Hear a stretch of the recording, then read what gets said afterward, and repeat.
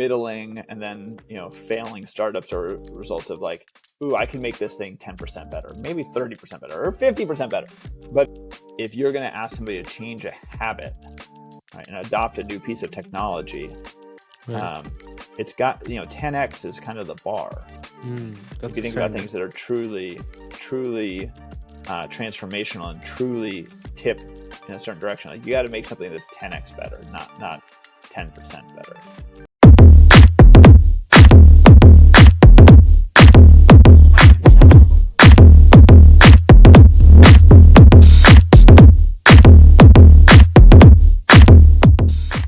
Hey, folks.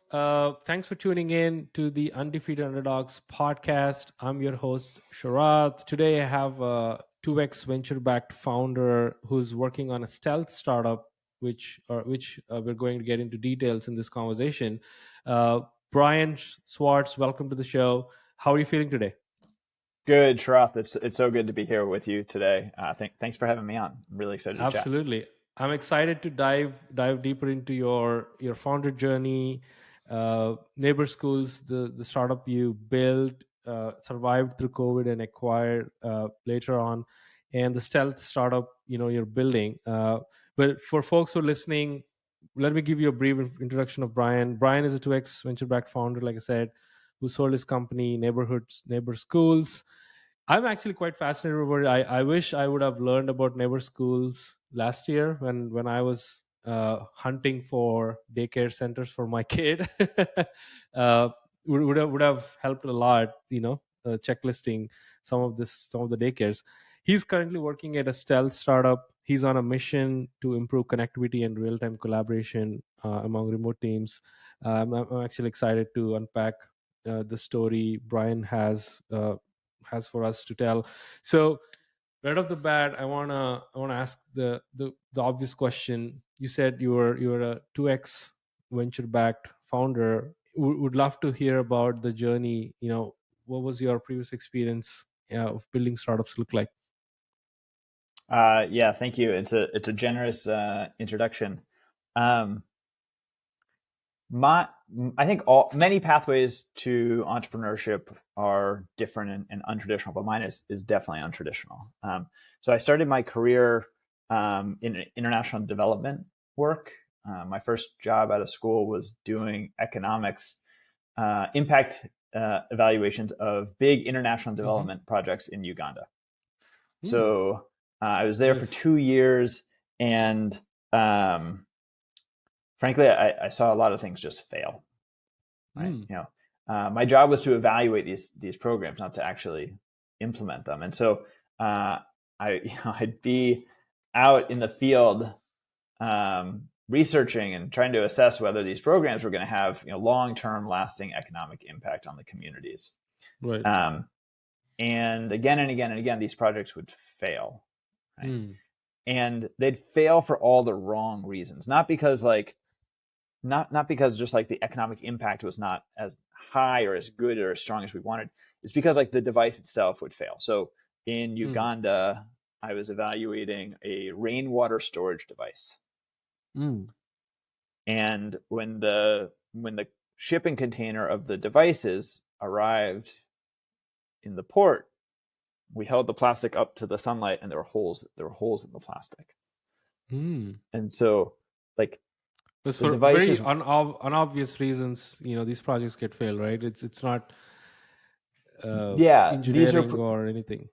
These are not, it's not that like the key question was like, if young girls didn't have to walk to the well and could instead collect rainwater, would the families be healthier and richer in the long term? And would kids be able to go to school more? Like, these were the questions we set out to study. And instead, we just found like very basic implementation failures. And that was 2010 to 2012. And at the same time, so I'm sitting there kind of in my little concrete box of an apartment.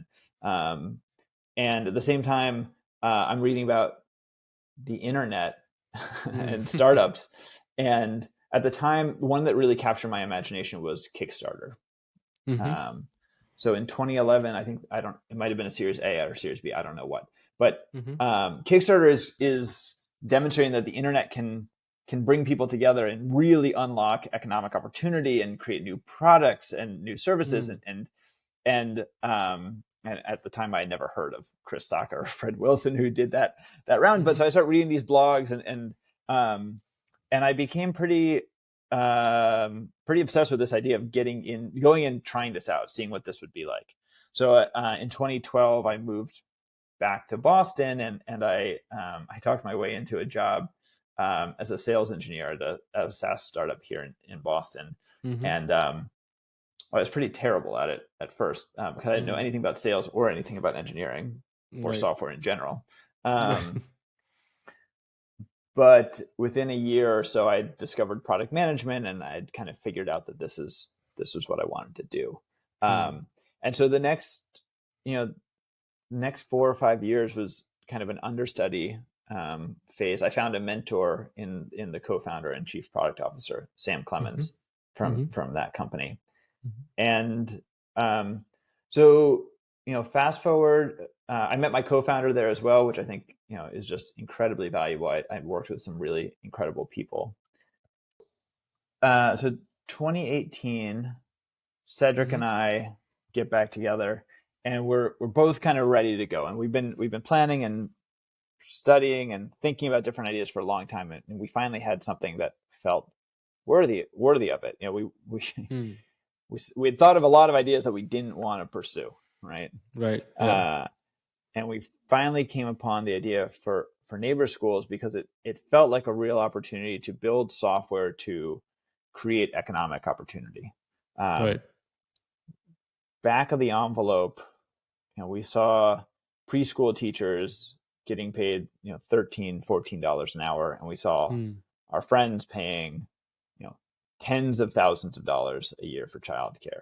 And then Mm. one of my best friends here in Cambridge literally stumbled into a home daycare. I mean, it was one of these crazy Mm-hmm. families at the park said "Oh, have you considered this? This woman around the corner. She runs a daycare out of her home." And they're like, "That sounds sketchy." They're like, "It's legit," Right.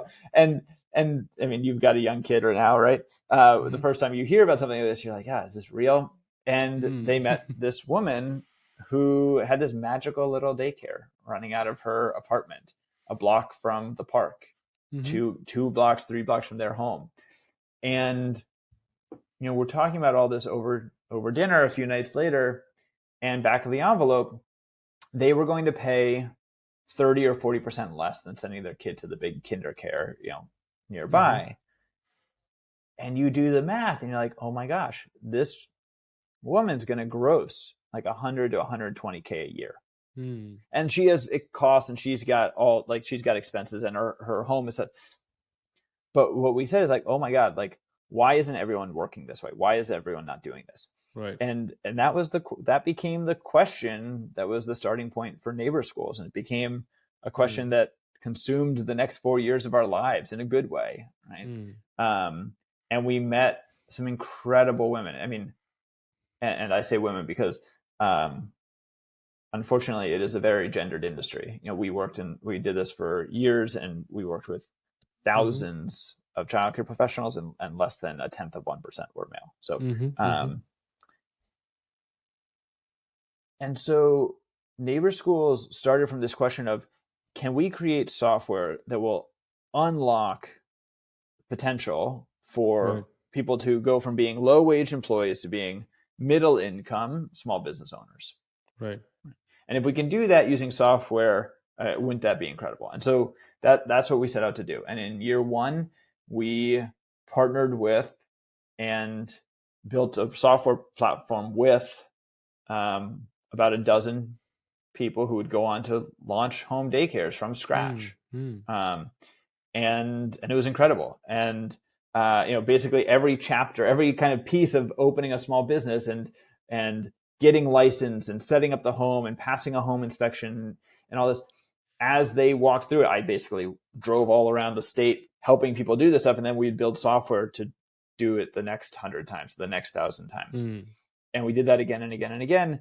And then, God, the timing was crazy. Q2 of 2019, Q3, we raised a seed round and we Mm-hmm. said like, all right, we've got something here. Like there are people that want to be working this way, and our software and our services enabling that. Mm-hmm. And we closed. We closed like kind of late in 2019, Mm-hmm. and 3 months later, Mm. COVID, and the market shuts down, and all of a sudden, literally overnight, providing childcare, like Mm. licensed childcare in your home, became illegal overnight. So what Mm. we went to zero, Mm. um, and we would largely stay that way for 12 to 18 months. Wow. And so as a business, we went into we had two modes. We were not growing at all Mm-hmm. anymore, right? Mm-hmm. The question was, could we continue to help and serve our customers who now were looking to us to translate these terribly complicated COVID protocols, Right. right?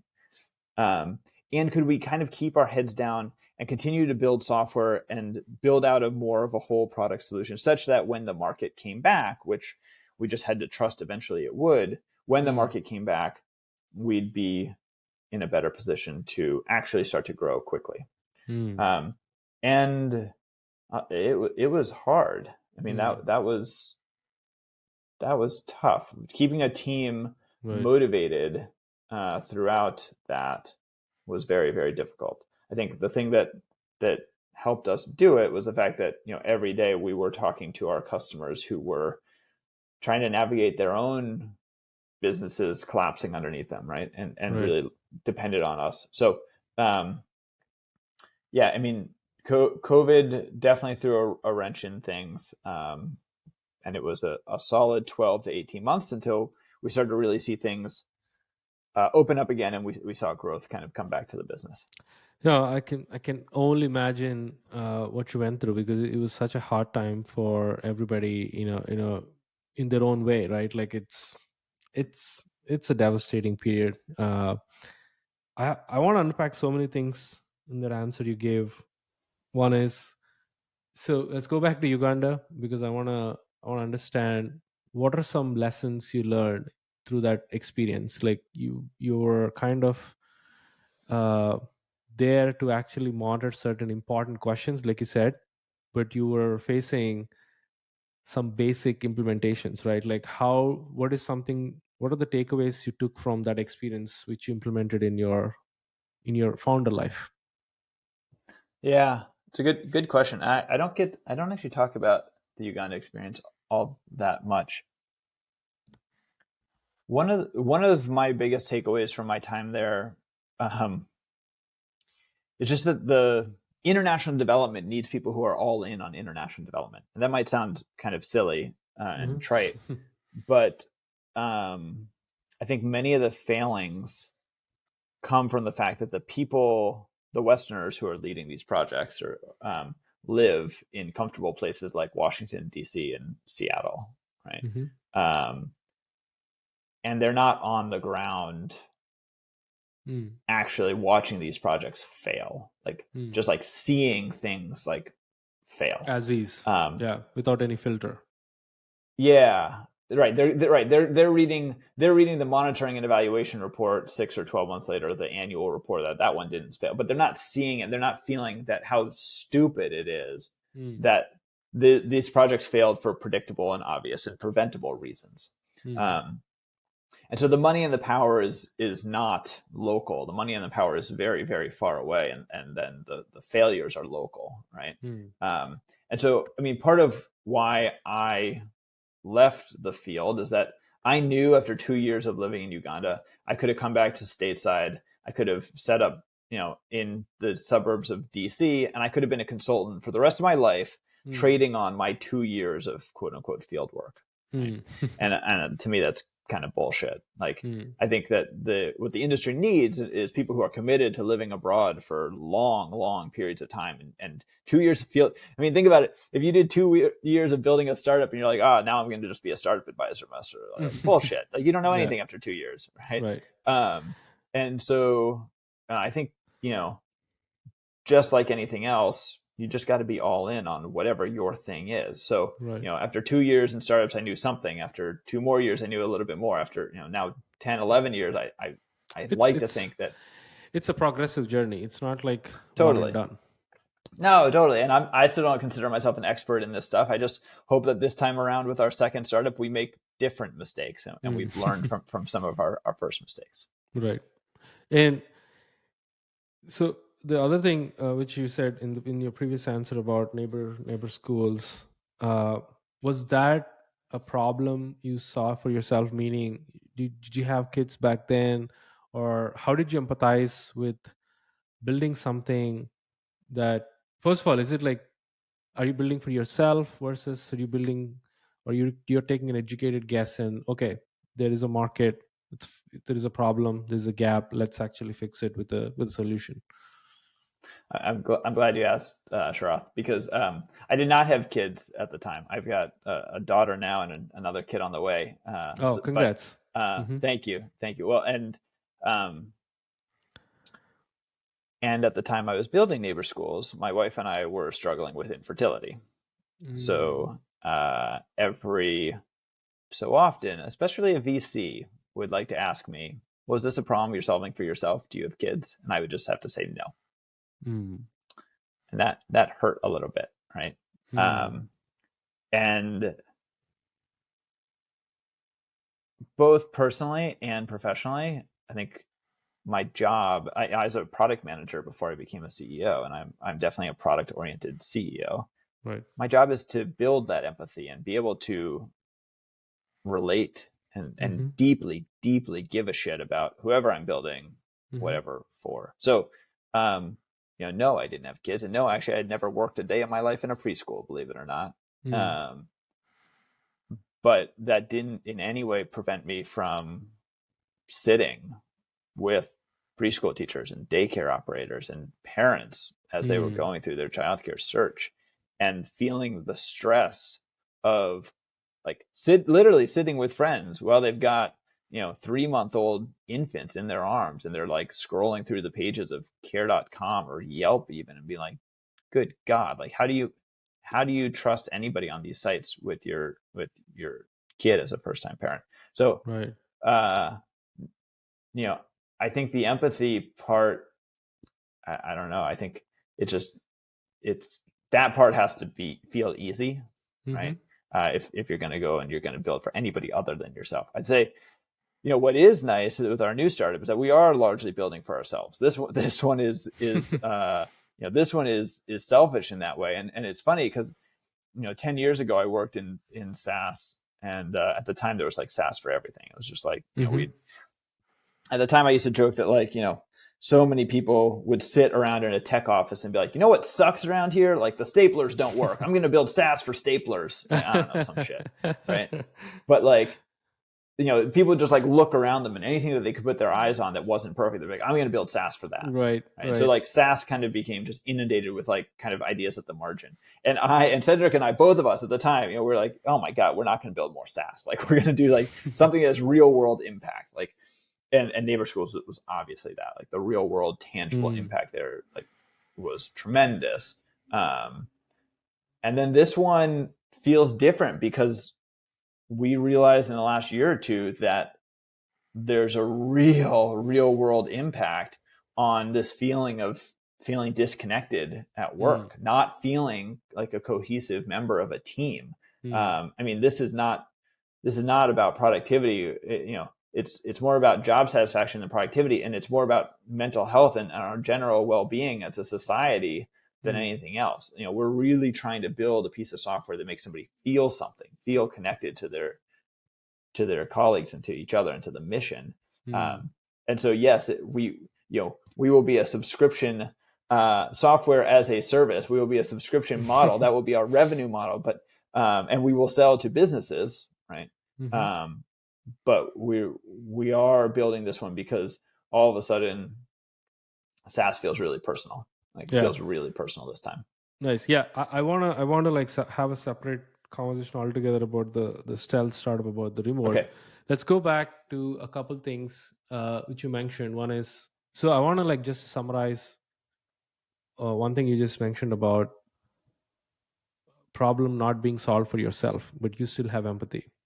Mm. I think there my observation is, if you're not solving for yourself and you have like an educated guess, and you know there is a market and the gap, and you have the gut feeling of providing a solution, and you are talking to the users, potential users, I feel you should have great listening skills, like amazing, incredible listening skills. A number two, you should have great an ability to ask right questions to them so that they connect with you. And from the questions and the answers and the way you listen, you can kind of like grasp what they want, and then you kind of build for them, right? So uh, I feel like that's just want to like summarize there, uh, after hearing your experience. So a couple of things you mentioned before even starting neighbor schools. You said you and Cedric, you both had some ideas that you thought would never work, right? Like, do you want to Mhm. share like a couple of them, just for old time's sake, like, the things that you were like, okay, you know what, this is crazy, but Sure. So in opportunity selection, right? I actually think that when I talk to people who are younger in their and considering a path towards being a founder one day, this is one of the things I encourage them to do is like get really good at like very quickly like writing up a one pager on like an idea. Take an idea and like actually like stress test it for a few hours and like write up like the different elements of it. We had a bunch of ideas. Some I think most of those ideas were bad. Well, they were all bad for various reasons. But like some of them, it'd be like a 10% improvement on something, not a 10x improvement on something, right? mm, And I think a lot of um, middling and then failing startups are a result of like, ooh, I can make this thing 10% better, maybe 30% better, or 50% better. mm, I think if you can read about this, there's plenty of examples of this, but like if you're going to ask somebody to change a habit, right, and adopt a new piece of technology, right, um, it's got 10x is kind of the bar. Right? If that's you the think about standard. things that are truly transformational and truly tip in a certain direction, like you got to make something that's 10x better, not 10% better. And so a lot of our ideas were kind of like marginally better. Right? The others were like places where I think again, like it might be a really big improvement, but a really small market and just like damn hard, right? Mm, So like hard is fine as long as the market is enormous, right? mm, Um, I think like a good example of this is like the guys who did Plaid, right? You hear them talk about their earliest days. They were like literally hacking this stuff. People are like, is this legal? Like, is this against right. terms of service? And they're like, is it fragile? Right. And so, it was like, it was hard, but obviously enormous. And so like you keep making incremental progress against hard and something could break your way. Um, Hard and small is just really, really hard, Mm. it's especially in the venture model where you're raising money, and you're kind of going after this. You have to invest ahead of revenue. If it's hard and small, it's very, very hard for the numbers to add up in the long run. I love that point you mentioned, which is when you're validating an idea or evaluating an idea, always think, is this idea going to serve or make a transformational impact, which is 10x, not 10%. If it's like slight improvements, I think that's a great way to have a self filter for ourselves, because we builders and founders, we just get ridiculous amounts of ideas, and we all think there is no certain bar, right? So I love that. And okay, so let's talk about the stealth startup.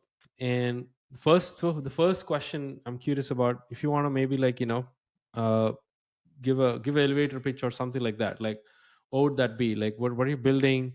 Uh, what can you give away to the listeners? Absolutely.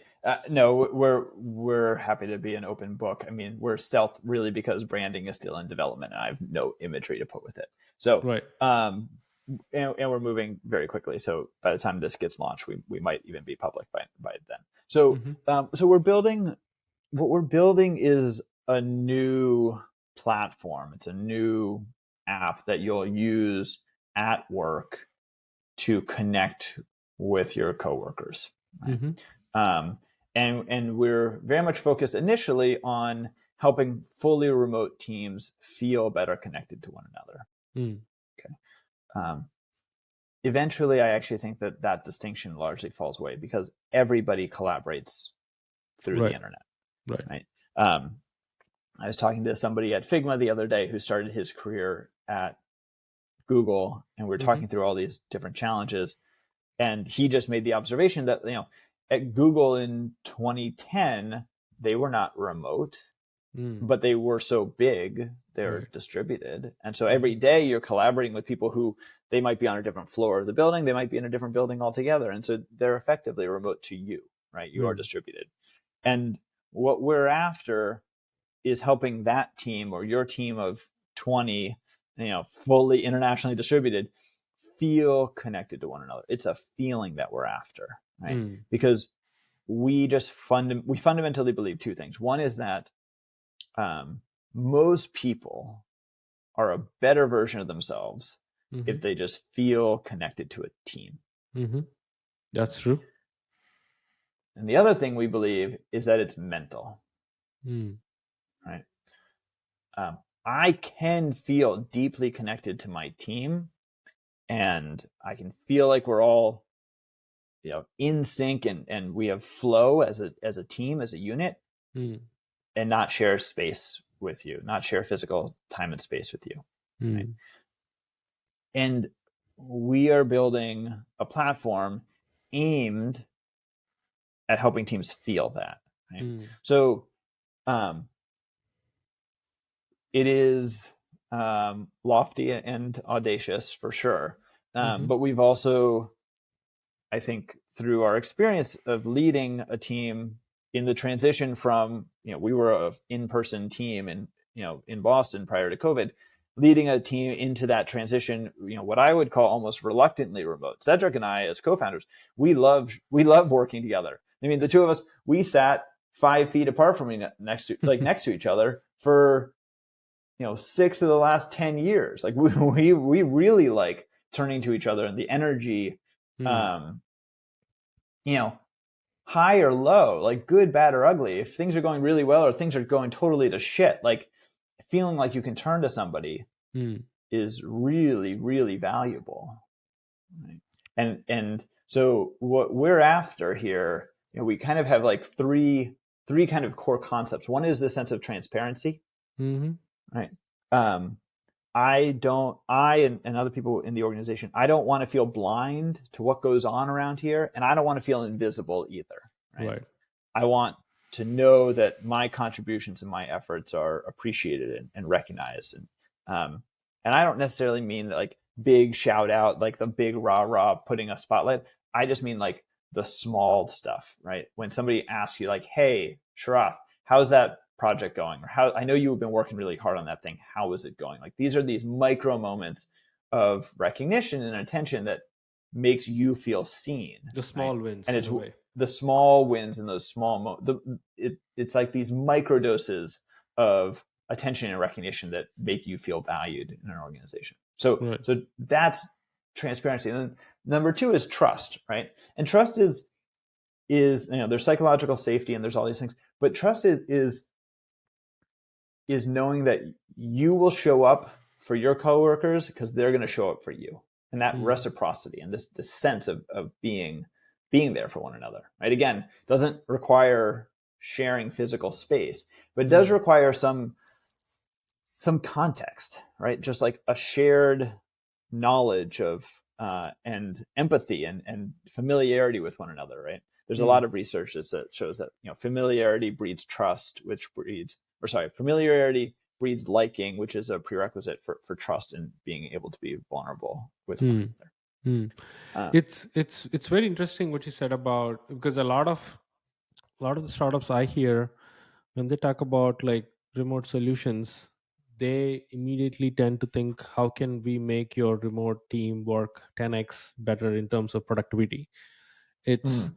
it's like, okay, let's actually boost your productivity, let's boost your outcomes, let's boost your uh, the way you work and get the results primarily, right? These are the tools. And I think for the first time I'm hearing someone like you, like a founder, saying it's about feeling, it's about like inclusiveness as a team, right? And that's very interesting to me. I think I'm want to dive a little deeper into like how you are going to solve that. If you want to maybe like reveal, is it like, when you say platform, what kind of platform is it? Is it like a video platform, or what was it Hmm. about? Yeah, it's a good call out. I think that the focusing on productivity, I think, starts at the wrong end. Mm-hmm. Right.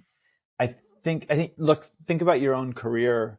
Think about some of the really high energy, high impact work that you've done just in the last year or two.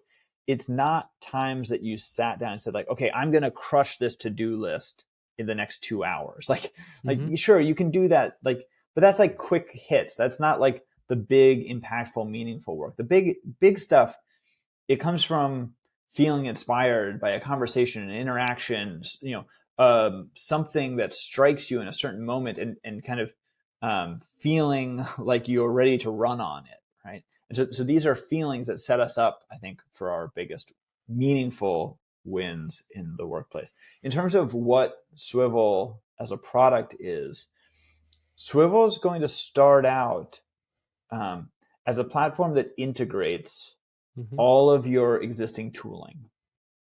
So as you go about your day as a remote worker, you're Mm-hmm. going to use your calendar to determine where you are when. And you're going to use Zoom to actually attend those meetings. Mm-hmm.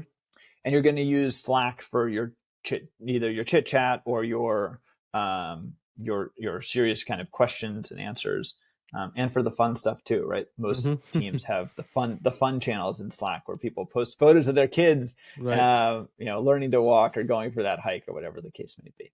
Mm-hmm. Um, you also have things like an org chart, and you have Mm. KPI dashboards, and you have maybe you have employee bios Mm. somewhere buried Mm. in a wiki somewhere that no Mm-hmm. one's seen in a very long time, right? Yeah, on Um, Notion docs. Yeah. in a Notion doc, somebody very well intentioned said like, oh, every time somebody joins the team, we're going to have them fill out this about me survey, and then we'll bury that somewhere that nobody will ever see. And Swivel is about bringing that stuff back together in a way that centers all of our work and Mm-hmm. our schedules and our what matters on the people and the teams that are doing that work. Mm. Right? So at its core, it's a new way to visualize your company. And so it is a visual interaction. It is graphical, which is actually part of what makes it difficult to Mm-hmm. describe over a podcast, is that it is visual by nature. Right. Um, we recreate the pods of people Mm-hmm. that do the great work. So your marketing team is a pod of people, your sales team, your engineering team, your support team, right? Mm-hmm. These are pods of people. And in Swivel, you can visualize who does what around here. What do they do for fun? When can I next get a 30 minutes with all these people at the same time? Right. And who's running late for their one-on-one with me because they're still in a high energy podcast interview with somebody. Right. And what we're going for here is sharing context, which creates empathy. Mm-hmm. Right. So um, I will admit, as a CEO who has a back-to-back schedule sometimes, that I sometimes run late to my Mm. meetings. Mm-hmm. Right. Of Um, course, we and all been there. well, Yeah. we've all been there, right? And so, how I think about it is that, say I'm running late for a meeting with my CTO, with Cedric, because I'm meeting with you, right? Mm-hmm. If you were in our physical office, right, Cedric would see that we're still in that conference room behind that glass wall. Right. And when I came out 5 minutes later and I hustled, like, I showed that I was like, I was like, hey, sorry, man, sorry, I'm late. Like, as me with Sharath, he'd be like, hey, who's Sharath? Like, what were we talking about? Right. Right. Just that teeny, like 10 seconds of context and conversations, like, hey, this guy does great community work at Threado, runs a podcast. Cool. Okay, cool. On to what we're on to. Mm. Right. In 6 seconds or less, Cedric has more interest, context, empathy for what I've just been doing Mm. and he's no longer pissed off that I'm running late for my meeting because he's got all that empathy, right? And so what we're trying to do with Swivel is bring back that context, that peripheral, right? The Mm. peripheral knowledge that is largely lacking in remote. And if we can do that, again, what we're after is a feeling, right? After this feeling of being part of a team, connected to one another. Because I think the third thing that we're really big on is accountability. And Mm. for us, accountability is not accountability to the boss. Right? Accountability is accountability to your peers, Mm-hmm. right? And I think, I'd be curious actually to get your take on this, but if you think about the times in your career where you've worked really hard, Mm. right? How much do you feel like you were doing it for the boss, for your manager, your direct manager, versus doing it because a sense of kind of Mm. collective accountability with your peers? Mm. That's a great point. Yeah, I think it's kind of, I think maybe 50-50. I would say some of the things that come from top down, we tend to work as a task, and we just want to Mm, rush it out and like complete mm, it. And the later 50 is like very proactive, right? Like we want to start something together with a buddy of mine in the team. Let's build something together, like a small feature set, or like a content piece or anything. I think the self starters, we have accountability to each other, versus if there is a task being assigned, then it's more of mm, like, yeah, I have to be accountable or responsible. I think accountability is kind of like it's like a it's like a two-way coin. One side is responsibility and the other side is actual accountability, right? mm, If it is given to you, then it's responsibility. If you own it, then it's mm, accountability. You see what I'm saying? So I think you answered your question. Yeah, I think giving the transparency is really important. I feel remote, as a remote team ourselves in at Threado, we face same similar challenges. Like we don't have the empathy. Well, we it's not intentional. Unintentionally, we don't have the environment to actually have the empathy, because we don't know who's having lunch, who's having dinner, especially when you live in the US and most of the team live in like different time zones. We have no clue, like, okay, are they having lunch or dinner at this time when we are actually seek their attention, or anything, like you're saying, like, are they meeting someone potential that helps the whole company, or they're just having like spending some time with their kids, or doing like a flow state session with themselves, right? So I think we have to do these things manually and be over communicate, mm. saying that, hey, we do these things so that people can feel empathy towards us. But I would love to check out Swivel and try to, like, uh, try to incorporate in our ecosystem and see how it works. But that's a great way of solving the remote culture. And while you were explaining the whole uh, product, I got this one liner that came to my mind, like one line pitch. It's like, if you use Swivel, you live in an office without living in an office, right? You work at an office without working at an office. It's like you Yeah, can I you love can it. observe other people. You can actually uh, see what others are doing. It's kind of like the glass walls. So. It's right on, and I think maybe we'll get you in the beta, because one of the things that we're launching a private beta within the next week or so here, and one of the things that we're trying to actually figure out from a aesthetic, and I mean, we just believe that like design and aesthetic and UI for this is so critically important for it to feel Mm, instantly um, comfortable and familiar.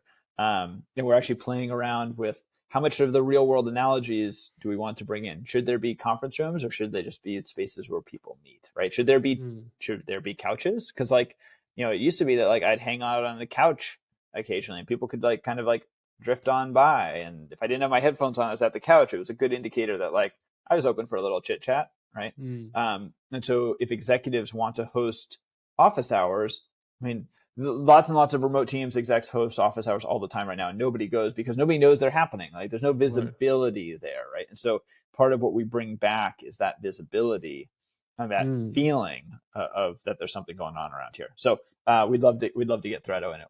We can take that one offline. Yeah, yeah, absolutely. I love that. And a quick question: why stealth? When we live in a world where pretty much everybody's building in public. I'm more of like a pro build in public type of a guy. Like I've built my products entirely in public, very transparent. Everybody knows what I'm doing. Why stealth now in this day of age? It's a great question. And I think we'll be out of stealth really as soon as we have branding that we can slap on this thing. So if you want to follow our journey, the best place that we're sharing it is on LinkedIn right now, where Hmm. there's tons of people who are very passionate about figuring out how to make remote work for them and their organizations on LinkedIn. And so there's a really vibrant conversation happening there, and we are uh, starting to share not just our perspective, but every week I have more and more founders reaching out to me to talk about exactly this, and we're starting to share some of those things there. So the stealth, I think, is we literally started this project February 1st, so we're less than 10 weeks in here. So very shortly we will have a website and a name and a logo that people can start to check out and sign up for the wait list. Awesome, awesome. Yeah, would love to check that out. And so it's a big transition. One thing I want to also cover is in this podcast, you went from solving childcare's problems to a whole new another level, which is working with remote teams, empathizing with them. And what was the transition like? And what made you think about after post acquisition of Neighbor Schools? What was like your mindset when you're thinking about the next thing you're building, and when did this hit right on the Yeah, spot? good question. Um, So, my co-founder Cedric and I, we've worked together, like I said, for going on 10, 11 years now. And after the acquisition closed last summer, we were with the acquiring company for the duration of the year. And during that time, we were trying to figure out what would come next. Hmm. And we really didn't know. We didn't know if we had the energy to go again, or Mm. whether, there was an idea that would be, again, worthy of it. Because like I said, we really only want to spend our time on things that truly matter, right? Mm. So, life is just too short to work on small things. So, and then what happened? What happened? So he and I are both kind of morning people, Mm. and we got started on this idea that would eventually grow into Swivel, and we started to realize that every morning we made ourselves a little Slack channel, so again, to separate things out cleanly. And every morning we'd find ourselves both on Slack a little bit earlier and a little bit earlier and a little bit earlier, and because we wanted to get good cycles in on thinking through this problem and unpacking it from a product perspective and a go-to-market perspective, and reading and researching and sharing ideas and just jamming on it. And eventually, I think it got really early, like 5 o'clock Mm. became, and Cedric actually wakes up even earlier than I do. So, he would be up in the 4 o'clock hour, and kind of we'd sync up some days, just before our day job started at 9, and we'd compare notes, and I think, and eventually it kind of became pretty obvious that we were feeling more energized building again. Like we had it. We still Mm. had kind of that spark and that desire to build software that can solve real problems. And this felt like a real problem. Mm. So, I think if not, again, if not for Cedric, if not for having like kind of a 10-year partner who's as Mm. all in with me on this as anybody could ever ask of any co-founder, I definitely wouldn't have done it again. But we both kind of started to feed off the energy of one another, and became apparent that this one was really personal. I'll tell you one last little thing here, which is, for Swivel, on my mom's side, I got a big Irish family. So I'm the oldest of 13 grandkids on that side. So Wow. basically, every year for the last 5 years, and there's been somebody graduating from college and starting their career. Right. And part of this is like, as those kids graduate college right now and they consider their careers and how they want to work and what they want to do, I think that the status quo of remote is not good enough. Hmm.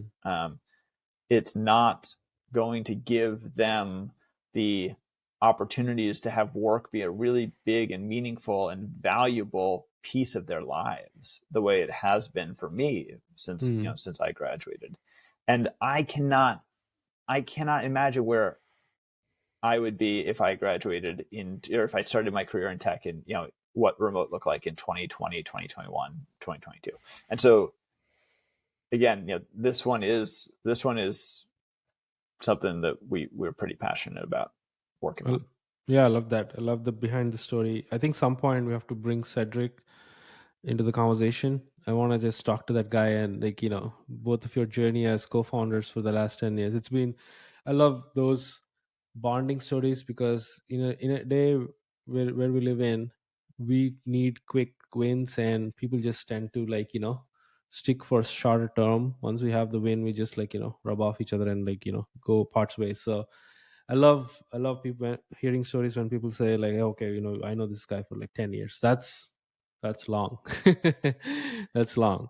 uh Tell me about about Swivel in a much more detailed way. What are your next plans? Have you acquired funding? What's the current situation like? You have a team? Maybe you want to plug some things that you've never talked about and sharing with our audience. Sure. Yeah. Again, we have not released any of it, so this will probably be our announcement. But we started February 1st.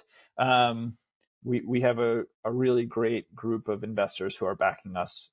Almost everybody that we've worked with at our last startup, Mm, um, and just feel tremendously grateful that even in this crazy Q1 of 2023 that we've had, they quickly came together to back us in part because I think we handled the last one as well as we did, and they also mm, see the potential in Swivel and what we're building here. So feel very fortunate to have that in the bank. We've got we're going to be a core team of 5. mm, Um, really, really heads down on product and engineering. Our only goals right now is to build a platform that teams love. So mm, we won't be investing in go to market or growth at all until I get 5 or 10 teams like a Threado or mm, the other teams here in Boston that we're already talking to, or national for that matter. So we're looking to partner up with teams of between about 30 to 200, 300 right now will be the teams that we initially launch with. mm, Um, and what we expect and hope to happen here is that we'll actually pretty quickly come to replace your calendar habit. mm, If you think about how you use your calendar for most small intraday tasks, mhm, you went to your calendar to click on this link to join me, mhm, here today in Riverside. Um, but it didn't add a tremendous amount of value outside of just like having a link for you in the right time at the right place. And with Swivel, we're going to try to make that such a richer experience, and you will kind of throughout your day pick up this valuable context and build this empathy for all the great things that are happening in your organization just going to your next meeting in the way that you used to in the mm. office, walking down the hallway to get to the next conference room. You'd bump into somebody or you'd see a meeting going on at the corner of your eye. It would spark something. And so you know we're heads down right now on product and build. We want to really, really nail that use case and work very, very closely with a small number of customers. And because what we do know is that if it clicks, right, if we can Mm, really nail this use case, and we can really start to add value as you go about your day, right. um, the the potential to scale that is incredible. But we want to be very, very sure that we built something valuable, especially in, as you know, the funding environments are different. So we're not going to Right. start to throw money at, or pour fuel on this thing until we feel like we've really got it. Yeah. Nice. Yeah. I'm looking forward for testing the beta and and spreading the word as well. Uh, Before we close out, I want to ask like one last question. You've been through so much, with neighbor schools, with the whole Uganda experience, and you work at Boston at a couple of startups, and you're building this Swivel right now.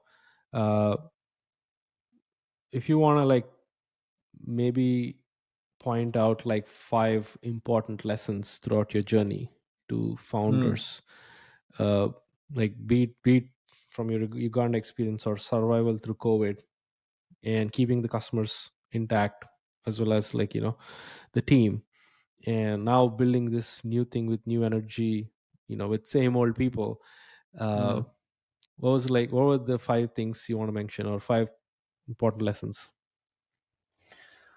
Oh man, I'll take a stab at it. I'm not sure I'll get to five. It Um, doesn't matter, just I think the most important lessons that you want to pass along for the listeners. um, Maybe the most important thing is to really believe in what you're building, and never lose faith in that. Mm, But I think that has multiple parts to it. I think some people over index on what field they will work in. right. Um, and I think you need to balance that with the people you're going to work with, Mm, and what that work is going to look like. I think, the outside of startup land, I think, a very obvious example of this is doctors, right? mm. People as a child, what you think being a doctor is versus what being a doctor actually is, and what that looks like in your 20s and 30s, very, very different, right? Right. Um, and I'd say in startups, you know, now I talk to founders who want to work in climate, or founders who want to work in, or actually who are still trying to innovate in Mm, childcare. And I applaud those efforts tremendously. mm, Um, and it's not a but, it's an and. I think you just want to make sure you're working with really good people.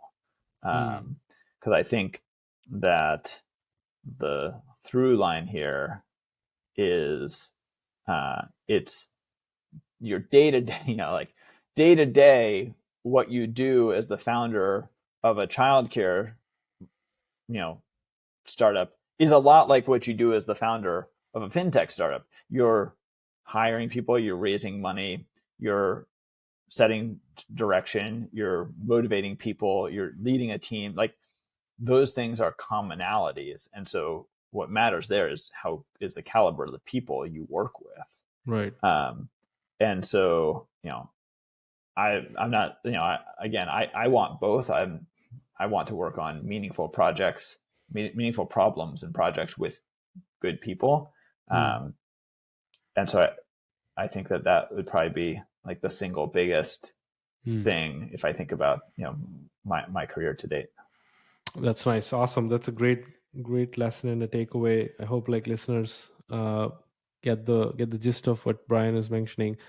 Uh, Brian, this has been amazing. I'm actually looking forward to try Swivel and help as much as I can in my experience, and help you win. Right? I love personally people like you who are in this game to play long, and really try to build solutions for the better. So this has been great. Any last words before we close out the No, episode? no, Sharath, it's been great to chat with you. Thank you so much for great questions, and yeah, you brought me back to a couple stories I haven't shared in a long time. So it was real Yeah, pleasure. I love that. Yeah, that's the whole point of bringing that, unpacking the stories, right? Yeah, thanks for tuning in for the listeners, and we'll be back with another episode next time. So stay tuned and check out other episodes I have. See ya.